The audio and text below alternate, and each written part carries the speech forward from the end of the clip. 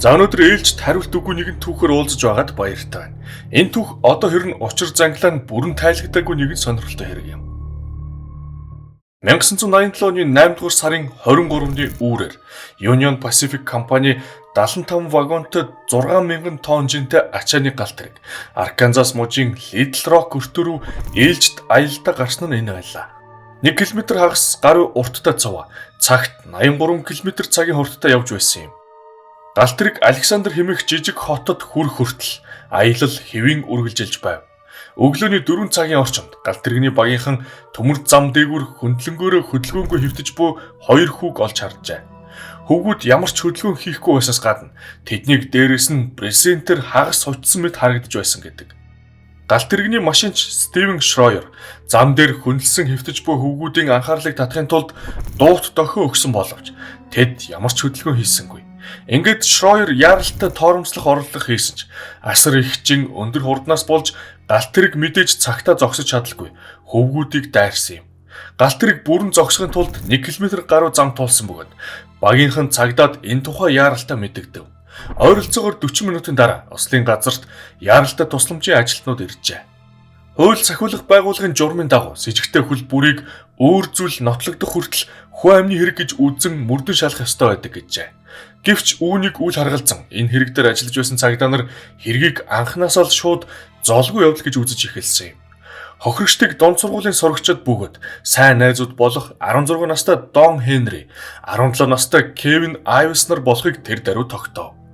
Тэд жирийн өсвөр насныхан байсан бөгөөд машинтай ноцолдох дуртайгаас гадна ан хийх сонирхолтой нь найз нарыг нэгтгэдэг гол зүйлс байжээ. 8 дугаар сарын 23-ны шөнө донд Кевин Дон 2 гарч идэн болон 22 калибрын винто бууга аваад ан хийхээр нэгнийхээсээ гарсан юм. Тэд гэрэлд оруулах гэж нэрлэдэг ан хийх аргыг ашиглах зорилготой байв. Энэ нь харанхуйд нүдэн гэрэлтдэг амьтдыг олохын тулд хурц гэрэл тусгаж улмаар гэлбуулж байгаад буут гарга юм. Хөвгүүд Дооны гэрээс холгүй орших төмөр замын дагуух ойгоор ан хийхээр тэр шөнө сонгосон байлаа. Хөвгүүдийг ойроо орох үед шөнийн 1 цаг болж байсан бол галт хэргэнд дайруулах хүртэл дараагийн 3 цагийн дотор тэдэнд ямар нэгэн зүйл тохиолдох болно. Харин яг юу болсон нь өнөө хүртэл нууц цэвэр үлджээ. Цогцуудыг шүүх эмнэлгийн шинжилгээнд дийлгэж цагдаа нар нотлох баримт хайхаар ойр орчмыг нэгжиж эхэлсэн юм. Ингээд хэдэн ширхэг тамхи, гарч чийдэн мөн Дооны винто бууг олсон байна. Мужийн шүүх эмнэлгийн шинжээч Фами Малак тэдний цуснаас марихуанд агуулгадах бодис өндөр тунгаар илэрсэн гэж мэдэгджээ. Тэрээр хүүгүүдийг 20 ширхэг тамхитай тэнцэх хэмжээний өвс татсан гэсэн дүгнэлтэд хүрсэн байна. Малакийн тодорхойлсноор Кевин Дон 2 мансууруулах бодисноос үүдэлтэй гүн нойрмог байдалд байсан тул ойртон ирж буй галт хэрэгт хариу үйлдэл үзүүлж чадаагүй гэнэ. Шүүх эмнэлгийн шинжээч тэдний үхлийг золгүй явдал гэж тогтоосноор энэхүү хэрэг тэр даруй хаагадлаа. Гэвч Дон Кевин 2-ын эцэг их шүүх эмнэлгийн дүгнэлттэй санал огт нийлсэнгүй. Тэд хэрвээ хүүгүүд тийм их мансуурсан байсан юм бол яаж амьгүй мэт зэрэгцээд хоорондоо яг ижил байрлалтай унтаж байх вүлээ гэсэн асуултыг тавьжээ. Галт хэргийн багийнхны хэлснээр хүүгүүд эхлээд яг л манекен шиг харагдсан.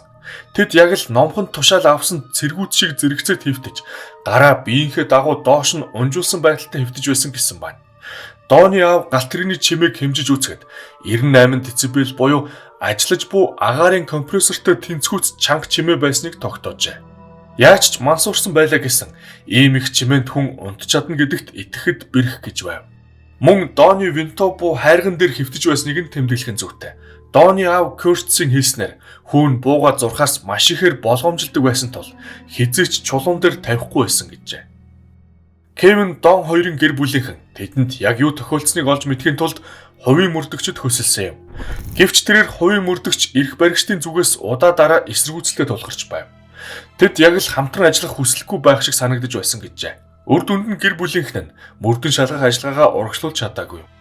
Хүүгүүдийг нас орсноос хойш 5 сарын дараа эцэг эхчүүд нь эрх баригчдыг мөрдөн байцаалтыг ахин эхлүүлэхийг шаардсан хэвлэлийн баг хурал хийсэн юм. Энэ нь ч үр дүнгээ өгч маргааш нь албан ёсны мөрдөн байцаалтыг сэргээсэн байна. Шинээр томилогдсон прокурор Ричард Гаррет зохицуудыг дахин задлан шинжилгээний тулд булчнаас гаргах санаачлаг гаргалаа. Шүүх эмнэлгийн шинжээч Малакийн анхны дүгнэлтээр хөвгүүд өвсөнд агуулгадах бодисны өндөр түвшнээс болж ухаан алдсан гэж үтсэн байв. Тэр үед энэ хэрэгт 20 ширхэг марихуантай тамхи гэсэн хэллэг ашиглагдаж байсан ч сүүлд нь хөвгүүдийн цусан дахь мансууруулах бодисын төвшинг тодорхойлох ямар ч шинжилгээ анхнаас огт хийгдэггүй болох нь тогтоогдсон юм. Түүгээрч зогсохгүй цогцуудыг шинжилсэн гэх эмнэлэгт хөвгүүдийн цогц тэнд байсан талаар ямар ч тэмдэглэл үйлдэггүй байжээ. Өсвөр насны хөвгүүдийг галт тэрэг дайрахаас өмнө аль хэдийн нас барсан байсан бололтой гэж хэргийн газарт хамгийн анх ажилласан түргэн тусламжийн эмчийн тайлагч үйл хэрэгсэж орхисон байв. Хараат бус хоёр хор судлаач болох доктор Джеймс Гарриот, доктор Артур Макбрей нар Малакийн дүгнэлтэд танилцаад үүнийг наад зах нь маш ачаалттай дүгнэлт гэж үзжээ. Тэд хоёулаа өвсөнд агуулгадах мансууруулах бодисноос болж хүн ухаан алдах нь зарчмын хувьд боломжгүй зүйл гэж мэдэгдсэн байна. 1988 оны 2 дугаар сард хөвгүүдийн үхлийн шалтгааныг золгүй явдал гэдгээс нь тодорхойгүй шалтгаан болгон өөрчилжээ. Хоёр дахь задлан шинжилгээгээр үндэсний хэмжээнд хүлээн зөвшөөрөгдсөн шүүх эмнэлгийн шинжээч Жозеф Бреттон гэгч хийсэн байна. Тэрээр хөвгүүдийн цусан дахь мансууруулах бодисны түвшин нь 1 эсвэл 2 ширхэг марихуантай тамхи татсантай тэнцвүүц хэмжээтэй болохыг тогтоосон нь Малакийн өмнө нь мэдэгдэж байсан 20 ширхэгтэй ойртох үгүй үр дүн байв.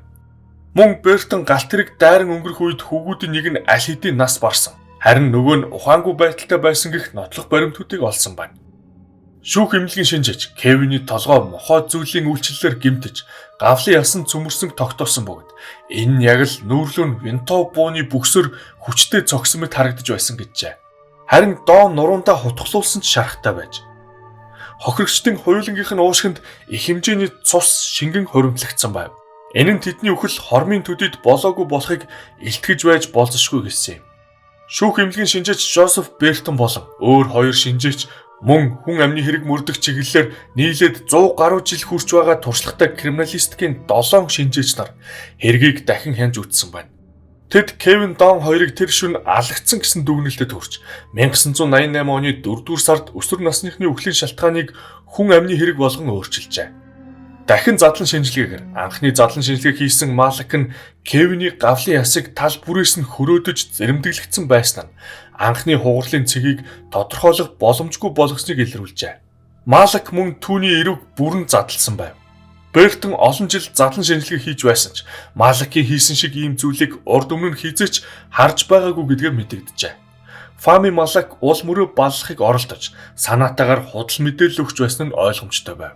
1992 онд Лос Анжелес Таймс сони сэтгүүлч доктор Малакийн нотлох баримтыг хуурамчаар үйлдэж буруу дүгнэлт гаргасан өөр 20 хэргийг илрүүлсэн байна. Жишээлбэл гар буугаар цээжиндээ 5 удаа буудулсан Рональд Олбрайтийн хүн амны хэргийг дурдж олно. Гайхалтай нь Малак түүний үхлийг амиа хорлолт гэж үзсэн байв. Өөр нэг хэрэг бол толгойгүй цогцсон олдсон Джеймс Майломын аллага байлаа. Толгойг нь хутгаар тасдаж авсан нь илт байхад Малак үхлийн шалтгааныг шархлаа өвчин гэж тодорхойлсон байжээ. Малакийн таамаглаар бол гэр бүлийн нохоо нь толгойг нь тасдаж идээд дараа нь эдсэн зүйлээ бөөлжиж гаргасан гэжээ. Тэрээр нохоон бөөлцийг шалгаж үзээд тарих болон гавлын ясны хилтерхий олсон гэж баталж байв. Гэвч хожим нь талигаачин толгой нь огт идэгдээгүй бүрэн бүтэн олдсон юм. Тэгэхээр Малак энэ түүхийг зүгээр л тэр чигтэн зохиочихсон байж таарав. Хэвлэл мэдээллийн хэрэгслэр Малакийн шудраг бус ажлын талаар мэдээлсэний дараа хүмүүс түүнийг албан тушаалаас нь огцруулахыг шаардсан жагсаал хийсэн юм.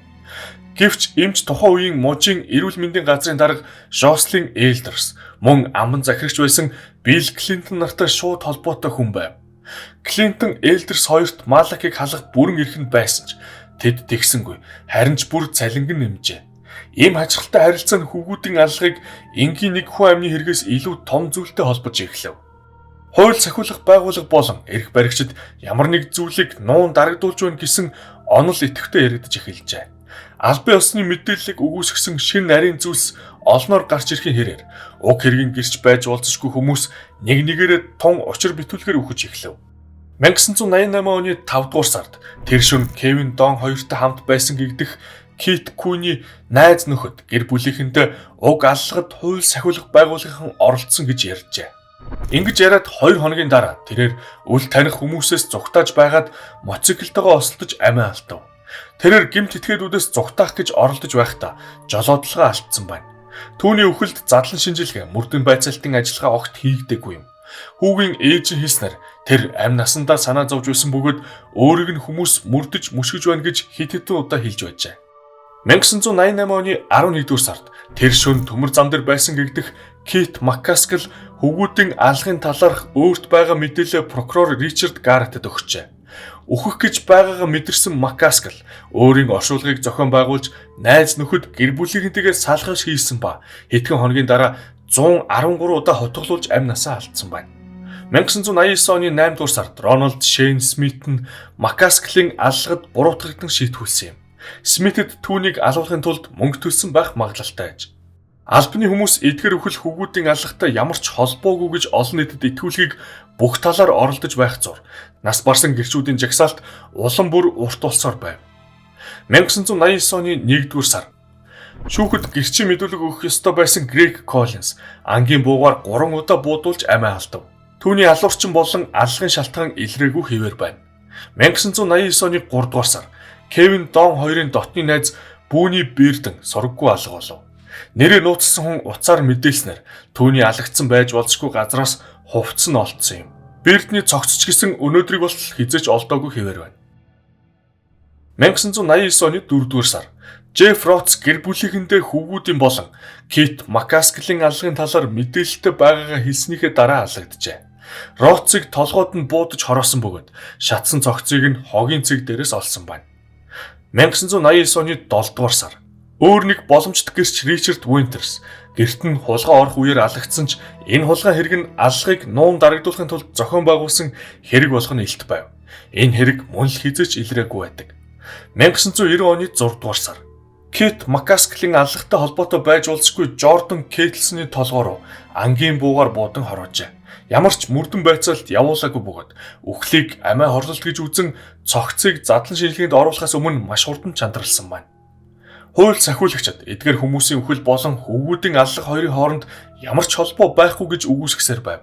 Яагаад гэдг нь ч ойлгомжтой. Эдгээр бүх хүмүүс тэр шөнө юу болсон талаар үннийг илчилж болох байсан ч эрх баригчид үүнийг мэдээж хүсэхгүй тул тэднийг нэг нэгээр нь системтэйгээр устгаж үүр дамыг нь тагилжээ. Хожим нь прокурор Гарретт галт тэрэгний багийнхны мэдээлсэн брезент дээр анхаарлаа хандуулав. Хөвгүүдийн хинт ч тэр өдөр ийм зүйл байгаагүй нь тодорхой байв. Гарретт хэн тэдний цогцыг бүтээсэн, яагаад тэгснийг нь олж мэдхийг хүсжээ. Галт тэрэгний багийн 3 гишүүн гуруулаа хөвгүүдийг бэлхүүс хүртэл нь брезентээр бүтээсэн байсан гэж мэдүүлсэн боловч цагдаа нар галт тэрэгний багийнхны брезентний талаар хэлсэн үгийг үгүйсгэсэн юм. Машинчийн хэлснээр хууль сахиулагчид брезент байсан эсгэд бүрэн эргэлзэж тэднийг 3-ын гуруулаа буруу харсан байх гэж үзсэн байна. Тэгвэл 1987 оны 8-р сард тэр шөнө Кевин Дон хоёрт чухам юу тохиолдсон байж болох вэ? Хамгийн олонд тархсан онлоор хөвгүүд тэр шөнө мансуурлах бодистой холбоотой ямар нэгэн зүйлийг санамсаргүйгээр харсан гэж үздэг. Өөрөөр хэлбэл тэд харахсгүй зүйлээ харсныхаа төлөө амиараа төлсөн хэрэг гэжээ. Харин тэднийг санамсаргүйгээр амиа алдсан гэж байгаа нь зохиомлж үжиг юм. Холбооны мөрдөх товчооны баримт бичгүүдэд Дон Кевин хоёрын цогц олдсон газрын ойролцоо төмөр замын хажууд байрлах мансуурлах бодис үйлдвэрлэх лабораторид санамсаргүй таарсан гэсэн мэдээлэл байдаг. Нэгэн мэдээлэлд кокаин үйлдвэрлэдэг байсан чиргүүлийн тухай дурдсан байдаг. Өөр зарим их сурвалжуудад хөвгүүд хар тамхины 8-ны гэрч болсон эсвэл хар тамхи хулгайлсан хэрэгт холбогдсон гэх мэдээлэл бий. Гэвч үүнээс илүү магадлалтай өөр нэг хувилбар байдаг. Кевин Дон 2 онгоцноос хар тамхи хайж байхыг харсан гэх таамаг юм. Холбооны болон орон нутгийн агентлагуудын тайлангаас үзэхэд хэрэг гардаг сайлан тойрогт шөнийн цагаар нам өндрөөр нисдэг онгоцноос хар тамхи хайдаг байсан нь үнэн ажээ. Ингэж онгоцноос хар тамхи хайж нэгэнтээ дамжуулах ажил нь Барисил гихчин удирддаг хар тамхины томоохон сүлжээний нэг хэсэг байв. 1982 онд кокаины 8-чин Барисил олон сая долларын хар тамхины бизнесээ Луизиана мужаас Арканзас мужийн Мена хот руу нүүлгэжээ. Тухайн үеийн Арканзас мужийн амбан захирагч Билл Клинтон үүнийг нүдэн анаад өнгөрөөж улмаар Силд хар тамхины бизнесээ явуулах аюулгүй байдлын баталгааг олгосон байна. Сил хар тамхитай ачааг хаях зорилттой нэмэлт хаалга суурлуулсан жижиг онгоцуудыг ашигладаг байв. Онгоцны бүтцэд хийсэн эдгээр өөрчлөлтийг иргэний нисгийн холбооны удирдлагын ямар ч зөвшөөрлгүйгээр хийжээ. Эцэст нь холбооны мөрдөх товчоос Силийг сонирхож эхэлсэн бөгөөд тэрээр мэдүүлэг өгөх ёстой байв. Гэвч 1986 оны 2-р сарын 19-нд түүнийг цагаан өнгийн Cadillac машиндаа сууж байхад нь үл мэдэгдэх хүмүүс автомат буугаар толгоор нь шүршиж хөнөөжээ. Хөвгүүдийг нас барснаас хойш хэдэн жилийн дараа шинэ шериф тус тойрогт онгоцноос хар тамхи хайдаг байсныг нотлох баримтуудыг олж илрүүлсэн юм. Кевин Дон хоёрын алагдсан газрыг хаях бүс A12 гэж нэрлэдэг байсан нь ч тодорхой болов. Энэ хэрэгт Харт амхны 8 мөн жирийн цагдаагаас эхлээд өндөр албан тушаалтнууд хүртэл олон тооны хүмүүс холбогдсон нь ойлгомжтой байна. Албан ёсны мөрдөн байцаалт нь эрх баригчдын худал хуурмаг, авилга, нуун дарагдуулалт төр үндэслэн байв. Гэхдээ хэрв Кевин Дон хоёрыг үнэхээр хэрэггүй гэрчүүдгээд устгасан юм бол үүнийг хэн гардан хийсэн байж таарахгүй. Тэднийг нас барсны дараахан нэгэн сонирхолтой сэжүүр гарч иржээ. Хүүгүүдийг алагдахаас 7 хоногийн өмнө төмөр замын ойролцоод цэргийн дөрөв тувцтай нэгэн сэжигтэй эрийг харсан байна. Түүний бие авч яваа байдал нь сэжиг төрүүлж байсанд цагдаа дууджээ. Офицер Дэни Аллен түүн рүү очиж ярилцахаар зогсооход тэрээр цагдаа руу гал нэгээд ойроо зүхтаас эрг гарсан юм. Цагдаа нар ойр орчмыг нэгдсэн ч тэр хүнийг мэдээж олж чадаагүй байдаг. Дараа нь Кевин Дон хоёрын алагдсан тэр шөнө гэрчүүд цэргийн хувцастай хүнийг дахин харсан тухайч мэдээлжээ. Тэрээр хүүгүүдийн цогц олдсон газараас 200 м хүрэхгүй зайд замын хажуугаар алхаж явсан ч цагдаа нар энэ удаад ч түүнийг олж чадсангүй. Тэр эрх баригчдын удирдлагадор үйл ажиллагаа явуулдаг зохион байгуулалттай гэмт бүлэглэлийн гар хүл байсан тул цагдаа нар түүнийг олгосгүй байсан байж магадгүй юм. Энэхүү нууцлаг хүн хэн байсан? Кевин Дон хоёрын аллагатай ямар нэгэн байдлаар холбоотой байсан эсэх нь өнөө хүртэл тодорхойгүй хэвээр үлджээ. 1994 онд холбооны мөрдөх товчоо энэ хэргийг шалгаж эхэлсэн боловч холбооныхон ямар нэгэн дүгнэлтэд хүрч чадаагүй бөгөөд дараа жил нь мөрдөн байцаалтыг зогсоосон байна. Можийн цагдаагийн газрын мөрдөн байцаалт гэсэн үр дүнд хүрэлгүй хаагдсан юм. Сайлан тойрогт орон нутгийн эрх баригчдын ивэлдор Харт амхны 8 идэвхтэй явагдаж тэд үүнийг нуун дарагдуулахыг бүх талаар хичээж байсан нь ойлгомжтой байна. Онгоцноос Харт амх хайж байхыг санамсаргүй харсан Кевин Дон хоёрыг хэрэггүй гэрчүүд хэмээн тогтоосон байх магадлал маш өндөр юм. Өвгүүд зүгээр л буруу цагтаа буруу газараа байж таарсан байх. За энэ хүрээд өнөөдрийн хариулт үгүй хэрэг төгсөж байна. Та бүхэн өөрсдийн сэтгэлээ комментээр бичиж бусдтайгаа хуваалцаарай. Удахгүй улам сонирхолтой бичлэгүүдээр уулзалт болно. Баяр таа.